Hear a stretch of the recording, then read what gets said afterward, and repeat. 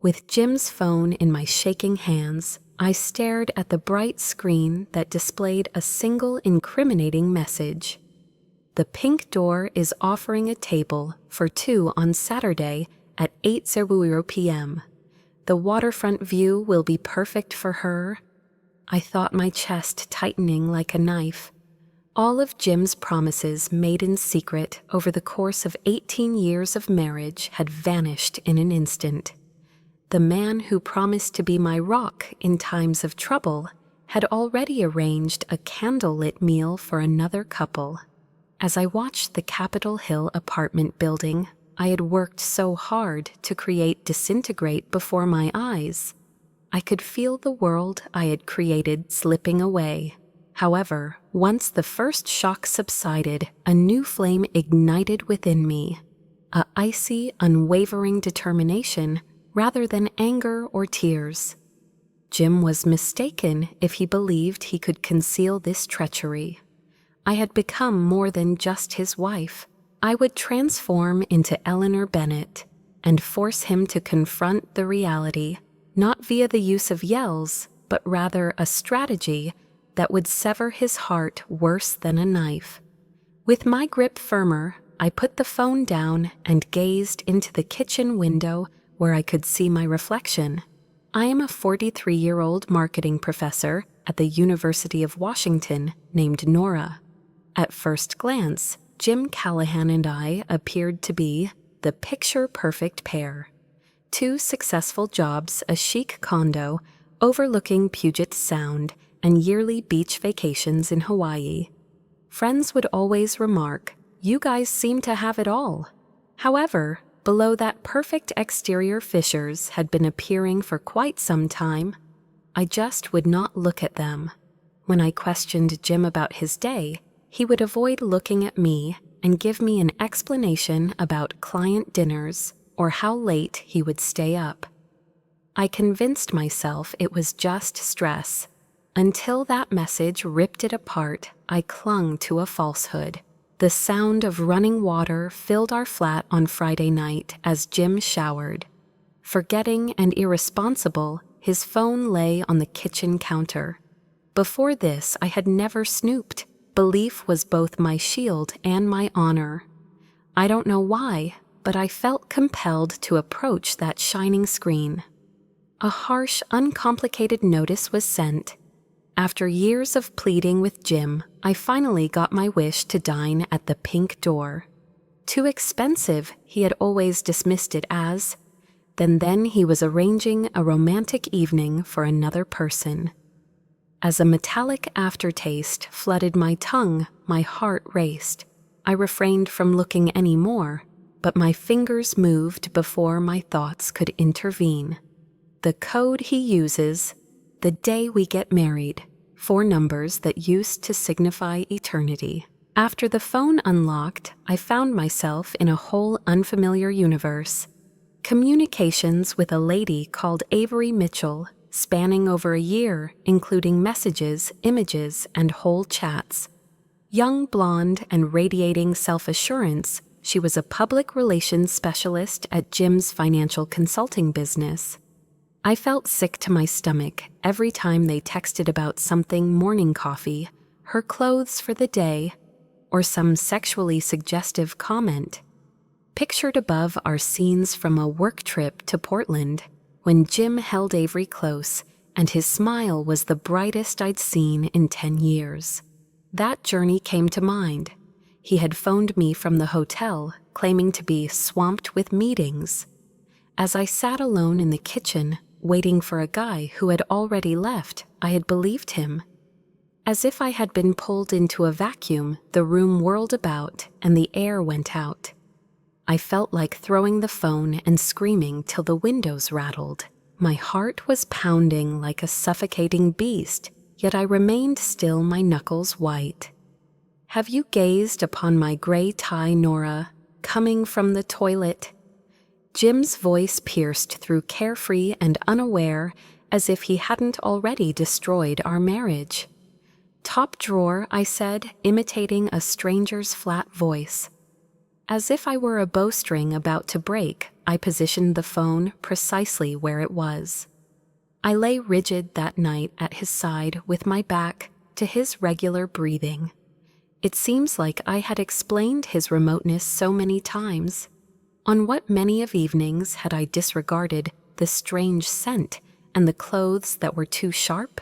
Everything became as clear as the rain in Seattle. I blew him a frigid farewell kiss by morning. "Best of luck with the London clients," I murmured, seeing his nod completely unaware that I was aware of his intentions with Avery. I found myself all by myself when the door slammed shut. Not a tear escaped my eye. I decided to phone my department head instead and ask for a 3-day absence. "Secure issues," I stated with a sharp accent. I was holding it together. I was constructing something brand new, a well-thought-out strategy. Jim hoped for an ideal evening with Avery. Fine, one would be his. However, his fantasy would be shattered.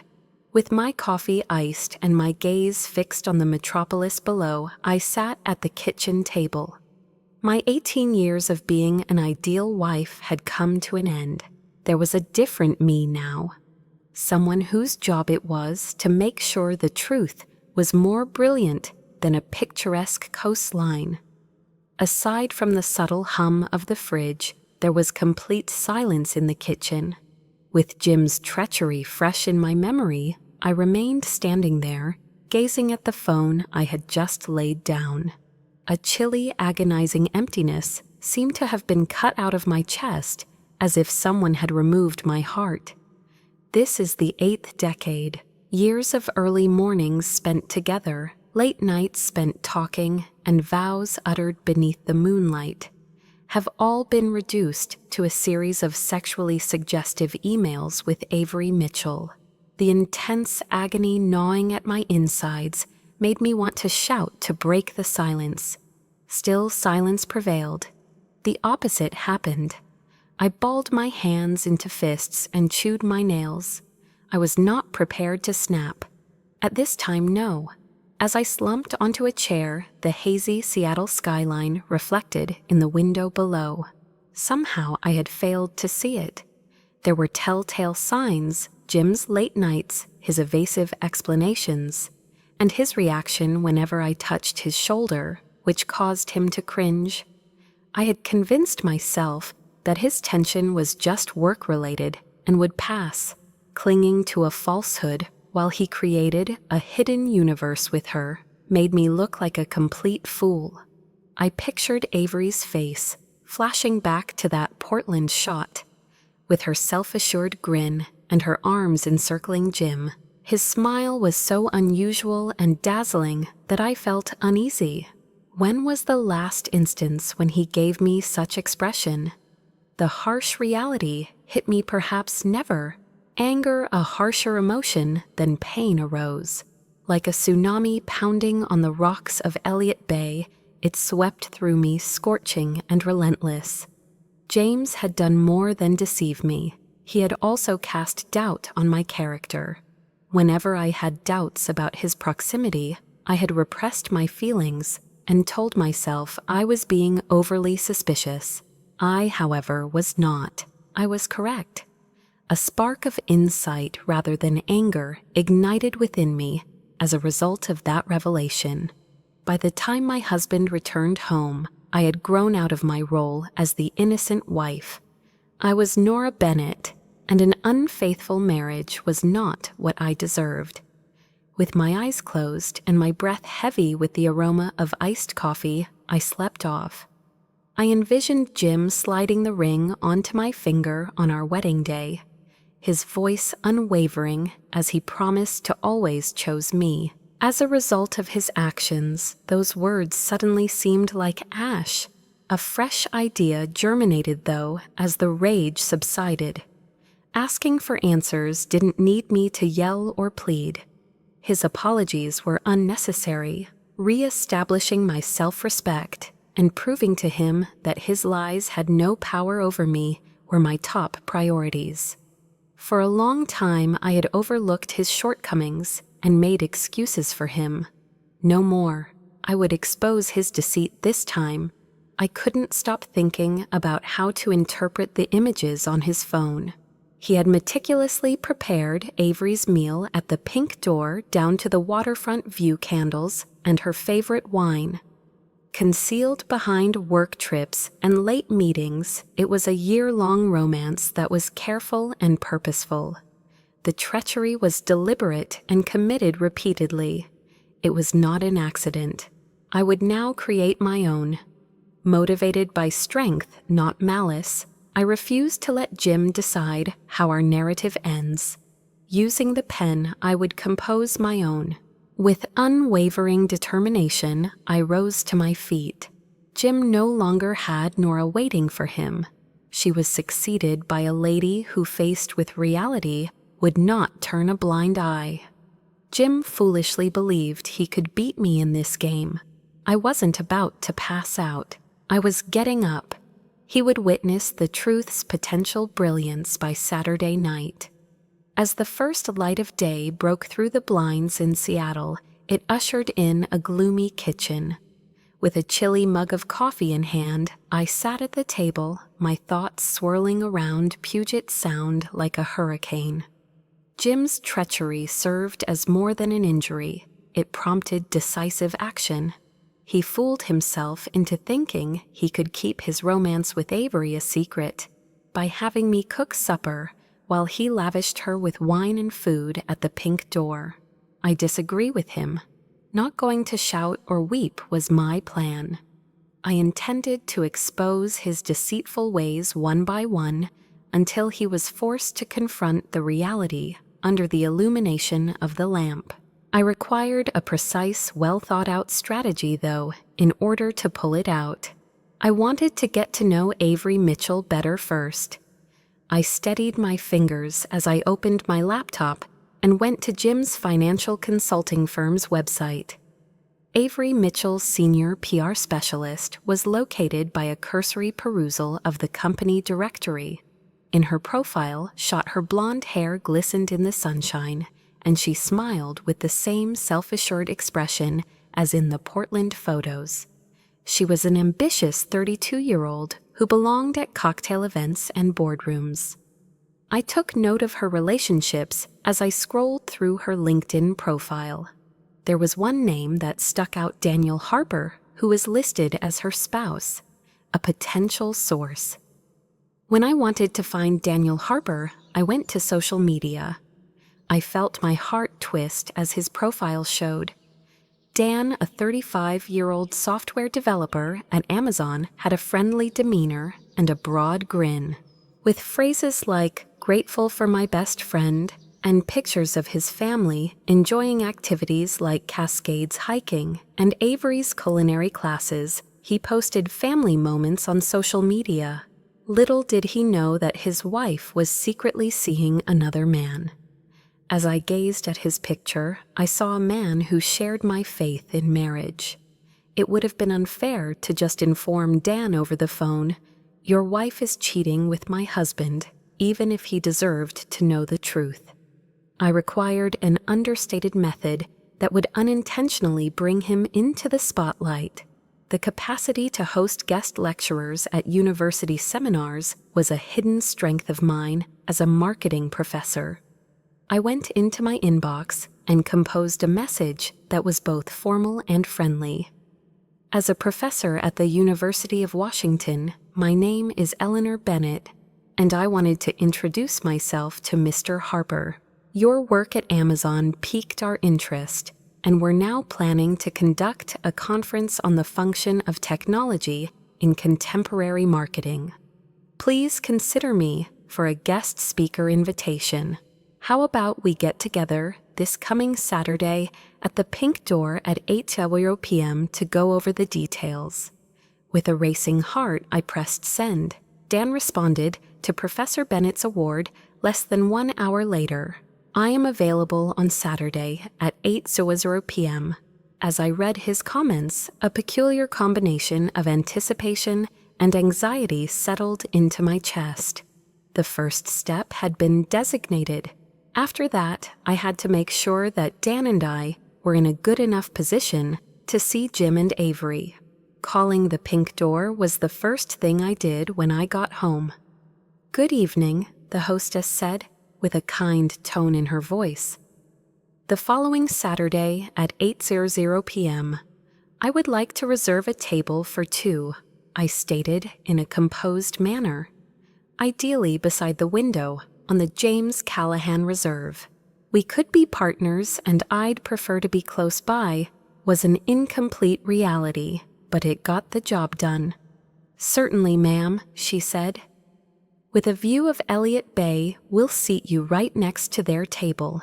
Do you need anything else?" I grinned, even though she was blind to it.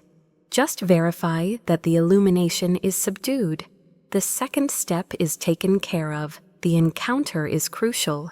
I needed to get myself ready now that the stage was set. I went to my wardrobe and retrieved a figure-hugging black dress that Jim had told me was too bold to wear to supper. Just right.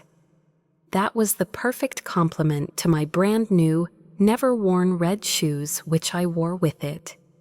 Making a favorable impression on other people wasn't the point here.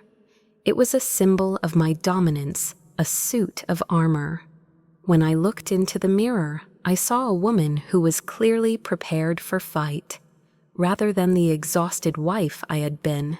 My hair was pulled back into a low bun, and my makeup was understated yet precise, like a sword concealed in silk. Just one more step. Careless as ever, I accessed Jim's email on my laptop and found that his password remained unaltered. A confirmation for a client gift made to the corporate card attracted my attention. A fresh message. As I dug more, I discovered a trail of bills marked as business. My anger level skyrocketed as I discovered Portland hotel stays meals, and even a spa day.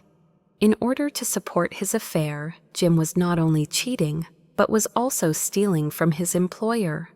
After some hesitation, I anonymously forwarded the whole email thread to the CFO, adding the following note: "Please review James Callahan's spending records." Jim had gone too far, yet there would be differences. Something was going to break his idyllic environment.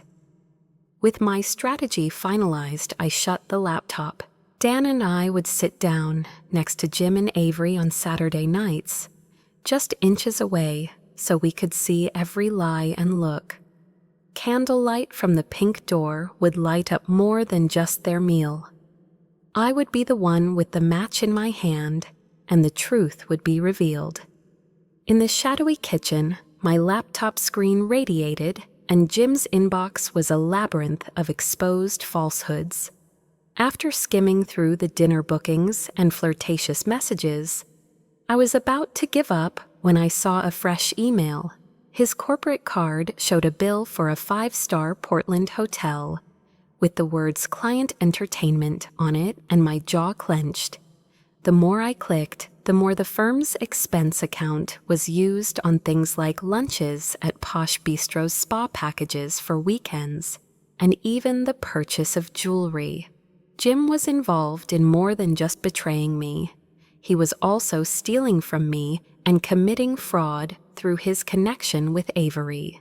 As I uncovered more evidence of his adultery and haughtiness, the fire in my chest burned even hotter. He was certain that his flawless exterior would protect him from my prying eyes. With the rain striking the glass like a restless heartbeat, I sat back listening to Seattle. This had grown beyond a purely personal level.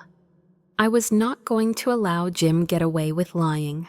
His actions had repercussions outside of our marriage. With a glimmer of doubt, my fingers lingered over the keyboard. After that, I took action. All of the damaging emails, including receipts and mislabeled expenses, were collected into one file by me. Sending it anonymously to the company's CFO, I took a deep breath and wrote simply, "James Callahan's expenses need a closer look." Off went the message. Portland should be your first stop. As the email disappeared into thin air, my pulse raced. I had just set off a chain reaction that may ruin Jim's professional life. However, it was insufficient.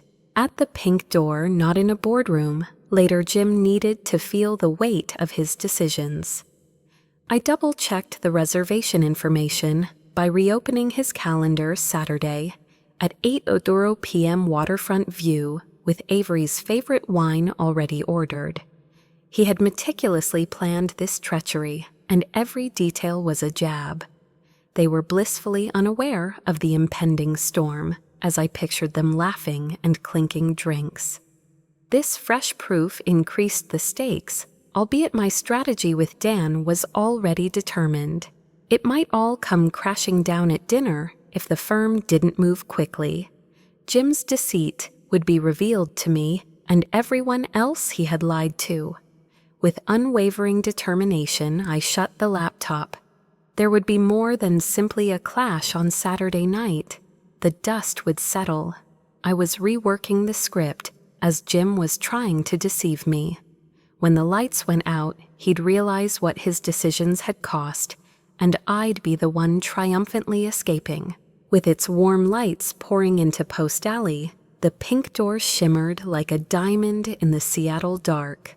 I got here early, my red shoes scuffing across the cobblestones as the salty air from Elliott Bay caressed my skin. Glasses clinking, laughter softly echoing, and the air filled with the gentle melodies of a piano made the restaurant come alive. As white tablecloths shimmered under the golden light of the candles, the aroma of roasted garlic and fresh fish wafted through the room, tantalizing the senses. The bay, with its dark waters reflecting the city lights, was framed by the waterfront windows, creating an image so picturesque it might make you gasp for air. I used to fantasize that Jim would take me here because it seemed like the perfect setting for a love story. It had transformed into a sophisticated battleground.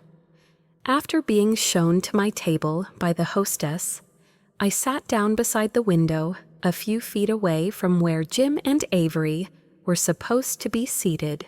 Perfectly arranged, a pair of tiny candlelit wine glasses set on a delicate table with the twinkling lights of the bay visible beyond. My black dress felt nice on my skin. As I sat down, my heartbeat regular yet intense, like a drumming that only I could hear. As I looked across the room, the bitter chill of my martini kept me grounded. As if the entire universe could sense what was about to happen, every little thing, the shiny cutlery, the whispers of the couples, the waiter's clean white shirt felt amplified. I had planned for Dan to come shortly, but he had no idea what I had planned. Just seconds before, their idyllic evening came crashing down. Jim and Avery were likely still out there laughing and unaware. With the icy glass held firmly in my palm, I savored my drink, embracing the comforting atmosphere of the restaurant. This supper was more than that. The curtain was about to come down, and I was prepared to draw it back. Shadows flashed over my martini glass as the pink door's lighting flickered, with my black outfit serving as a quiet symbol of power. I sat rigidly listening to the din of the restaurant while I watched the entrance. Their arrival followed. Jim was the first to enter, dressed in the sharp blue suit I had chosen for his most recent promotion. After her, Avery trailed behind in a figure-hugging green silk dress, her halo of blonde hair reflecting the light. She gently touched his arm as they walked together, and their laughter cut through the tune of the piano. Like a hunter assessing its prey, I maintained a steady look despite the churning in my gut. Not realizing a storm was on the way, Dan sat across from me and chatted on about software developments. As my gaze landed on the couple who had just taken a seat at the table by the window, I gave them a little nod. Jim lifted Avery's chair, his grin too friendly, too personal. She gently touched his wrist with her fingers as he poured wine as they leaned very close. Despite the sting, I gulped it down and let it to motivate me. I then witnessed it. Jim glanced up and locked eyes with me across the room. He seemed lifeless with a pale face and a quivering wine glass in his palm. Her self-assured grin turning to ash, Avery followed his stare.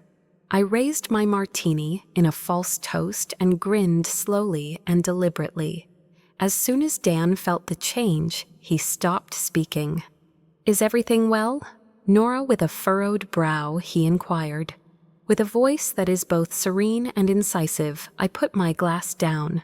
I stepped up and motioned toward their table, saying, "Dan, I want you to meet someone." "My spouse, Jim Callahan, is this guy. Do you know Avery?" "I thought she was your wife." The words sounded like a boom of thunder. There was complete stillness in the eatery, with not a single clink or murmur heard. Avery drew back, her mouth parted, but no sound coming, as Dan's eyes opened and darted to her. "Nora, what are you doing here?" Jim stuttered, as if he were a man caught in a trap he hadn't seen coming. His voice broke. With each steady stride, I drew nearer, the sound of my heels hitting the wooden floor. "I'm going out to eat with Jim, the same as you, unless, of course, I am not concealing anything." I then glanced to Dan, whose expression was one of amazement and growing agony. "Dan, it's been a year since they started dating. Everything from private dinners to excursions to Portland." The words, I saw the messages, the photos, the lies, escaped Avery's lips as she began to sob uncontrollably. "Please, Nora, not here," she murmured, her voice quivering. My smile was icy as I cocked my head. "Just say no. Do you agree that this is ideal? The setting you've chosen for your intimate romance. Candlelight, a waterfront vista." With his gaze fixed on Avery, Dan rose from his chair, which was squeaking. "Is that so?" Every word he spoke was laden with treachery. His voice was low and harsh. Tears streamed down Avery's face as she remained silent. Jim lifted his hands in an attempt to intercede. "Nora, I'd want to speak with you alone." Cutting him off, my voice icy, I swore this was a mistake. "An error, absolutely not, Jim. Forgetting an anniversary is a bad idea. It was up to you. Every message, every excursion, and every fib you made as I sat at home." My comments landed like blows, and he drew back, his mask falling. I read it all. With a trembling voice, Dan faced Avery. "You had my trust. I believed you every late night at every work event." Avery went to touch him, but he recoiled, a look of pain clearly visible on his face. The room shrank in size as the too brilliant candlelight revealed their every untruth. My spouse of 18 years, Jim, appeared to me as an alien. "You believed I would remain oblivious," I whispered. "However, I can see you."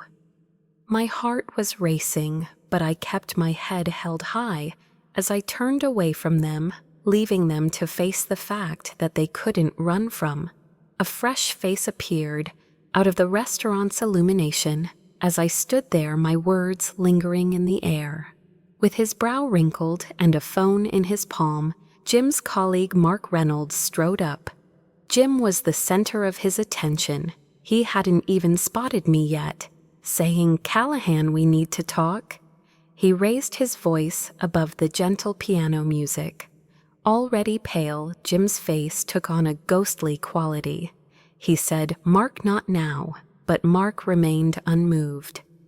An anonymous tip was received by the CFO. "Everything you've listed as a cost, including Portland hotels and client gifts, is under scrutiny." Avery felt her sobs choked up as the words slammed into her like a sledgehammer. As he tried to make sense of it, Dan's eyes grew sharper. "You funded this with funds from the company." His voice betrayed his distaste as he inquired. As Jim saw his idyllic life fall apart around him, his hands trembled. My heart was pounding, but I said nothing.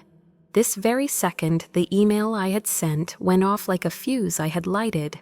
Mark looked at me and then back at Jim, going from bewilderment to understanding. What in the world is happening? He made an impatient demand. When we and the company he had worked so hard to build came to light about Jim's falsehoods, he was at a loss for an explanation. His devastation was shown despite the beauty of the pink door. Far from the Capitol Hill house I'd lived with Jim, my new Fremont apartment window overlooked the glittering Seattle skyline. Not only was our marriage broken at the pink door encounter, but so were many other things. In an instant, Jim's bubble burst. My anonymous email prompted an examination by the business which found months of false spending, including Avery's Meals Presents and hotel stays, all claimed as client costs. By Monday, he had been suspended, and his name was muttered with hatred in boardrooms. He made several attempts to contact me, including sending flowers to my office and an overwhelming amount of SMS and voicemails. "Nora, I apologize. Let's resolve this," said one message. Because my heart was so closed, I erased them all. His regrets came too late and were as hollow as the vows he had shattered. After word got out about her affair at work, Avery disappeared from Seattle and made her way to Boise, Idaho. She felt so ashamed that her once confident online persona went black. The rumors about her leaving her work are true. Her husband, Dan, had to pick up the pieces after her, and his faith in her was shattered, much like mine and Jim. The aftermath was not only private, but also a public spectacle that exposed them both. I departed the next week, exchanging our modern flat for a warm Fremont loft featuring exposed brick and a canal view. The room had the air of a blank slate, free of the stain of Jim's deceit. Whispers followed me to the university as well, with coworkers discussing my dramatic exit and Jim's demise in particular. Though some felt sorry for me, others were critical. She ought to be able to forgive him, right? One professor mumbled under their breath. Being preoccupied with repairing, I paid them no mind. I dove myself into a new endeavor, assisting Pike Place market vendors with their marketing strategy. Every accomplishment at work, like a florist's new logo or a bakery's viral commercial, brought me back to the fact that I was more than just a betrayed wife. Just being Nora Bennett was plenty. By the end of the month, Jim's calls had ceased, and his quiet stood out more than his cries for help. After his reputation took a major hit, the firm demoted him. I didn't feel bad about how the little close-knit business community in Seattle abandoned me. Not I, but he had constructed his prison. With each step I took toward building my life on my own, I felt my stature rise. The Fremont loft, with its warm light and brick walls, became my haven. The steady beat of the rain on the windows in Seattle mirrored my own gradual methodical progress toward recovery. The sting of Jim's treachery was still there, especially in the dark, but I would not allow it to control who I was. I was more than simply a deceived wife. I was Nora Bennett. I felt like I had achieved a small win as a woman, learning to stand on my own 2 feet. On a whim, I enrolled in a painting class in Ballard, and it became my lifeline. I felt like I was regaining a piece of myself with every brush stroke, as I blended blues and grays into a Seattle cityscape. After a storm in the studio that smelled of turpentine and possibilities, hanging in my flat was my first painting, a metropolis drenched by rain, as the sky broke, a symbol of how beauty might be born out of devastation. The laughing of my fellow students, a combination of elderly people and young artists, lightened the burden I had been carrying. Meeting up for coffee at the Pike Place Market Starbucks allowed Dan and I to remain in touch. We talked about the wounds we'd sustained from Jim's words and Avery's deceit while sipping warm lattes. With a sad voice, he confessed one morning, "I'm thinking about divorce, yet I'm uncertain about my ability to trust once more." I nodded, comprehending beyond comprehension. "You can't put your faith in another person just yet," I clarified. "Trusting yourself is the most important thing." Now, our conversations weren't passionate, but they were genuine as we navigated the debris as a pair. At work, I dedicated myself to a community project that aimed at enhancing the visibility of sellers at Pike Place. I hadn't felt any excitement in years until I started working on a campaign for a nearby coffee roaster. New clients and a popular article helped me feel more confident with each passing victory. As the sun set, I had a drink on my balcony while staring at the Space Needle. The steady, living rhythm of the city's heartbeat was similar to my own. "I'm not furious anymore," I said to the darkness. "No problem, I'm available."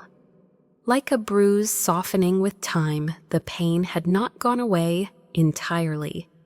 I was constructing a bridge over my history, not escaping it. My loft, my job, and my art weren't merely something to pass the time.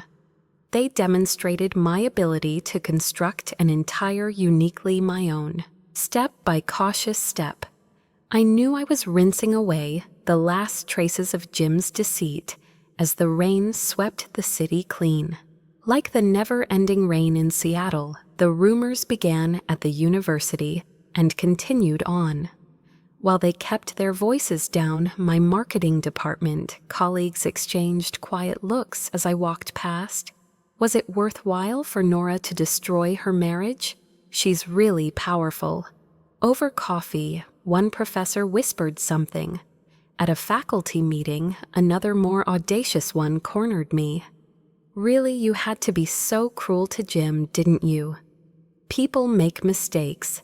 Her remarks cut me, casting me in a negative light, rather than the light of the lady who had exposed a year's worth of deceit.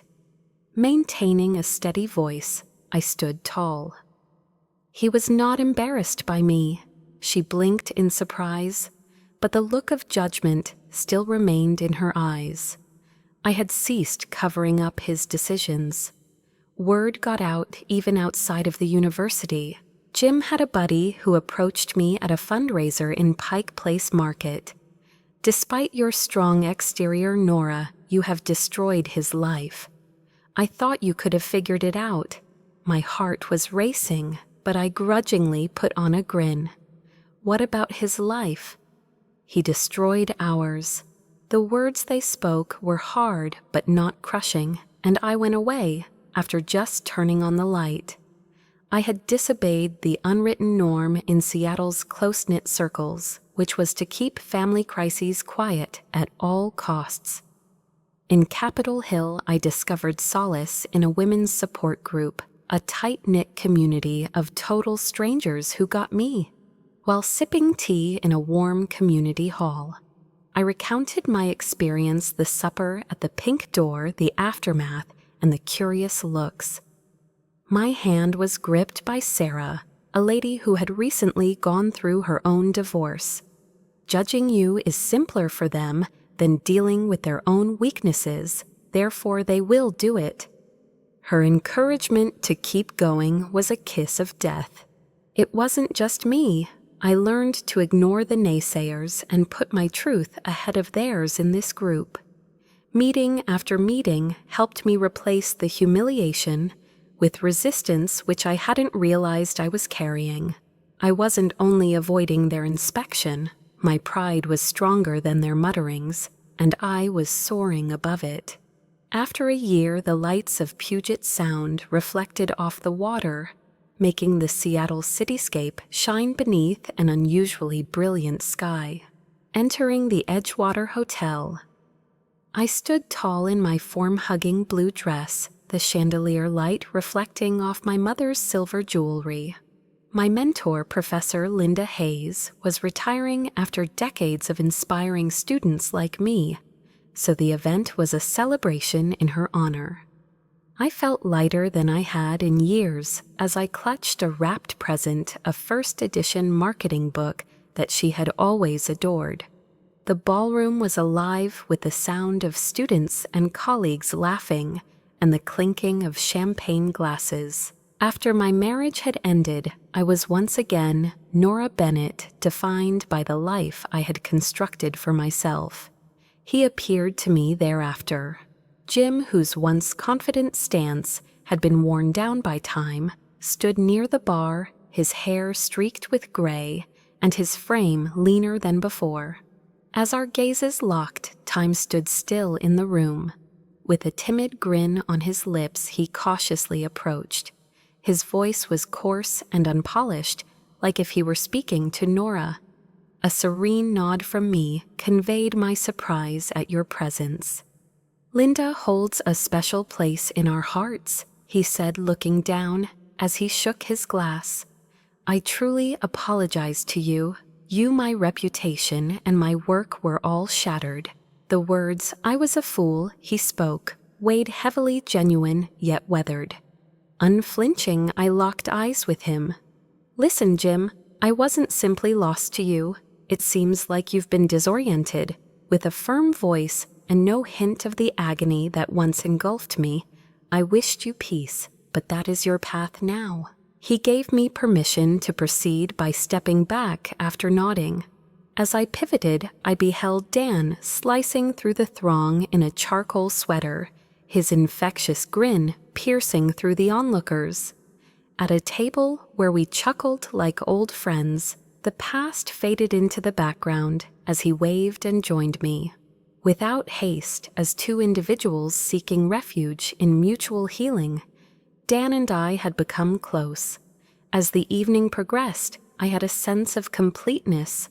My heart was free from Jim's deceit, and now I could embrace new opportunities rooted in my inner strength.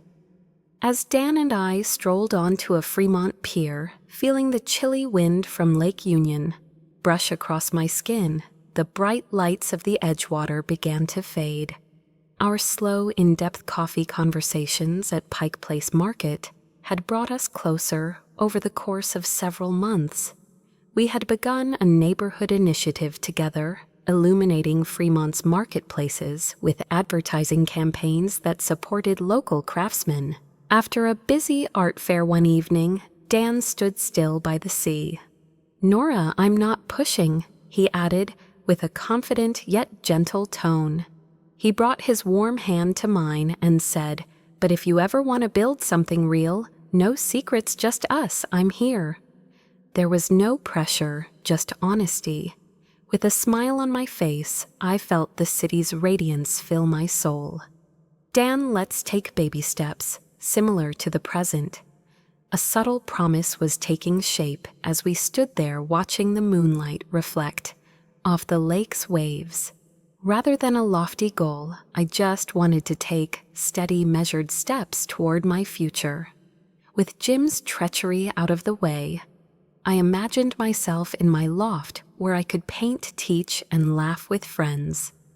As we continued our journey together, holding hands, I sensed that I was prepared not for a fantastical story, but for something genuine, based on trust because Dan was there. As I stood on that Fremont pier with the sky and Seattle lights sparkling below, I understood that the last year had taught me more than just how to endure suffering.